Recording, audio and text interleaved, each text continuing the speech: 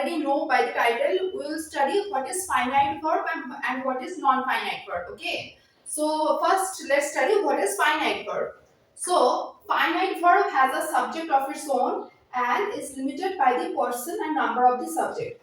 तो क्या होगा, फाइनाइट वर्ब का अपना खुद का सब्जेक्ट होगा एंड ये पर्सन और नंबर ऑफ द सब्जेक्ट से लिमिटेड होगा.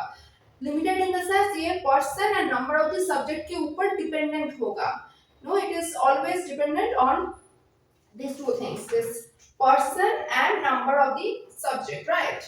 So let's study further. In short, verb which changes according to the rules of tense and which is dependent on whether the noun is singular or plural, basically which follows the grammatical rules. Okay, finite verb क्या होता है, हमेशा rules of tense जो है उस पे dependent होगा और हमेशा ये इस पे डिपेंडेंट होगा कि नाउन जो है सेंटेंस में नाउन जो सब्जेक्ट है वो सिंगुलर होगा कि प्लूरल होगा. अगर ये सिंगुलर होगा तो फाइनाइट वर्ब भी हमेशा सिंगुलर होगा और अगर नाउन प्लूरल होगा तो according to the rules of tense वो भी प्लूरल हो जाएगा और ये टेंस के ऊपर भी डिपेंडेंट है. Okay, basically which follows the grammatical rules. जो proper grammatical rules को follow करके एक sentence बनता है उसको हम वहाँ पे जो word होगा उसको finite verb बोलते हैं. Okay, so let's look at the example to understand it better. Look at the examples. Okay, Riya is writing a letter. अब देखो रिया क्या है, रिया noun है और यहाँ पे subject है, right? तो रिया क्या है, singular है, right? तो इसलिए verb क्या हो गया, ये भी singular हो गया, तो इसको finite verb बोलते हैं. ये जो पूरा जो स्ट्रक्चर है इसको फाइनाइट वर्ब बोलते हैं. Riya is writing a letter. Okay, अब देखो they are going to school. They means multiple persons, right, more than one. They plural है, राइट, तो उसके साथ आर होगा तो ये भी प्लूरल हो गया. They are going to school. प्रोमिथ, प्रोमिथ क्या है, एक नाम है मतलब एक सिंगुलर है, राइट. प्रोमिथ एक पर्सन है. प्रोमिथ क्या है, सिंगुलर है, तो क्या होगा प्रोमिथ के साथ इज और आर. ऑब्वियसली इज तो प्रोमिथ के साथ हमेशा सिंगुलर होगा. प्रोमिथ इज गोइंग टू मीट अभिलाषा. अभिलाषा कौन है, उसकी दोस्त हो सकती है, खास दोस्त भी हो सकती है, राइट. अब देखो she is cooking chilli chicken. She क्या है, सिंगुलर, राइट. इज क्या है, सिंगुलर. ऑब्वियसली शी के साथ इज होगा. She is cooking chilli chicken. Chilli chicken किसका फेवरेट है, मेरे तो मुंह में पानी आ रहा है नाम सुन के. तो अगर किसी का चिली चिकन फेवरेट है तो कमेंट इट डाउन बिलो. तो this is a finite verb. Okay, समझ में आया सबको, understand? So these examples are the examples of the finite verb. Okay.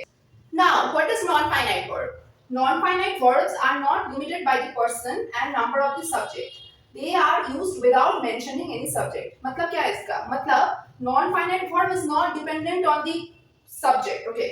Non-finite verb subject के ऊपर dependent नहीं है and उस सेंटेंस में सब्जेक्ट मतलब अगर प्लूरल है उसके ऊपर भी डिपेंडेंट नहीं है, सब्जेक्ट सिंगुलर है उसके ऊपर भी डिपेंडेंट नहीं है, तो it's totally independent. Okay, examples के साथ अगर समझोगे तो और भी बेटर समझ पाओगे. तो let's look at the examples. Okay, now let's look at the examples. Okay, देखो अब यहां से देखना. She comes here to study. First example क्या है, she comes here to study. अब देखो शी क्या है, सब्जेक्ट है और सिंगुलर है, राइट.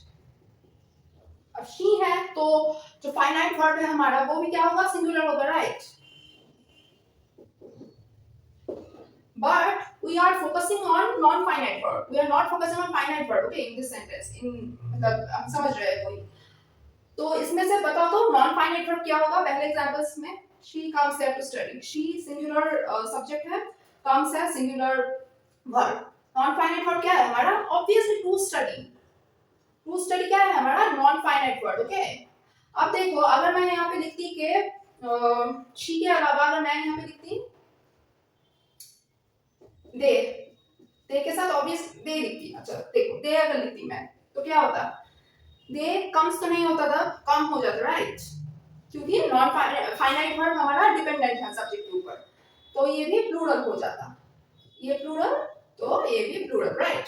बट ये जो हमारा नॉन फाइनाइट वर्ब है ये क्या चेंज होता, नहीं होता, राइट. अगर मैं पहले जो मैंने लिखा था कि she comes here to study, तब भी ये रहता. They come here to study, तब भी ये यही रहेगा, ये चेंज नहीं हो रहा है, राइट. तो इसको हम बोलते हैं नॉन फाइनाइट वर्ब, जो सब्जेक्ट के ऊपर भी डिपेंडेंट नहीं है और किसी के ऊपर भी, मतलब सब्जेक्ट सिंगुलर प्लूरल बाहर में जाए मतलब उसके ऊपर डिपेंडेंट है ही नहीं, वो अपने अपने मजे में चलता है. ओके, नॉन फाइनाइट वर्ब क्या है, हमेशा याद रखना अपने मजे में चलता है. जो बंदा अपने मजे में चलता है, कि किसी का परवाह नहीं है हमें, हम जो बोलेंगे वही होगा तो वही होगा। ओके, तो अब देखो नेक्स्ट एग्जांपल देखोगे, we saw them waiting for the bus. We हमने देखा उन लोगों को बस के लिए वेट करते हुए। वी क्या है, प्लूरल, सब्जेक्ट है मतलब प्लूरल है। We saw them waiting for the bus. Waiting क्या है हमारा, waiting for, sorry, waiting for क्या है हमारा, non finite verb.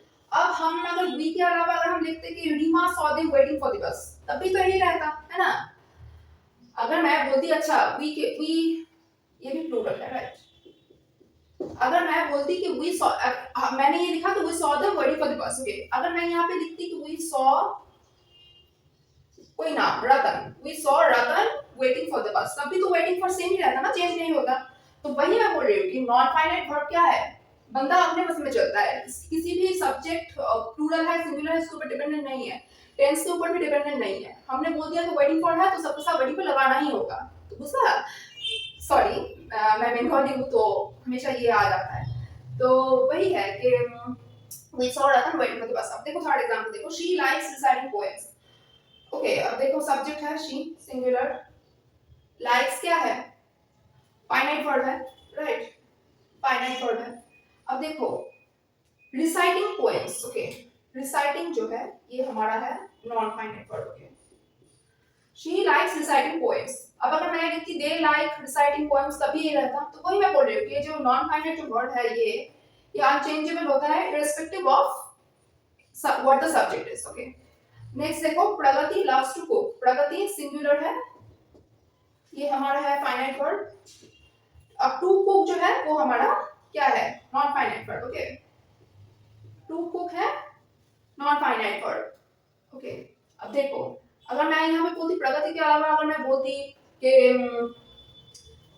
Vimal Shyam and राजा, तीन बंदों का अगर मैं नाम लेती Vimal Shyam and Raja, love to cook हो जाता तब ना, लेकिन टू कुक तो सेम रहता है, तो लव लव हो जाता तब तो, क्योंकि फाइनाइट वर्ब तो ऑफ कोर्स चेंजेबल है, डिपेंडेंट है सब्जेक्ट के ऊपर। अगर सब्जेक्ट सिंगुलर है तो वो सिंगुलर होगा, अगर प्लूरल है तो प्लूरल होगा।